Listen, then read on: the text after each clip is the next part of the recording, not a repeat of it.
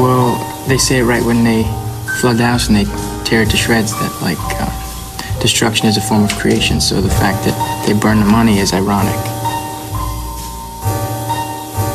They just want to see what happens when they tear the world apart.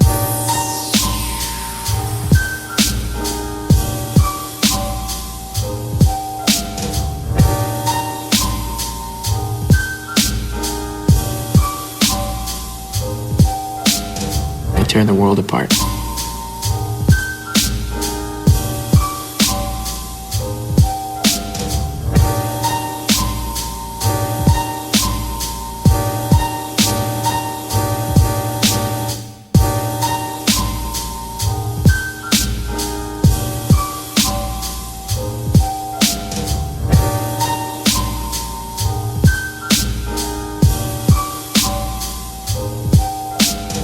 Tear the world apart.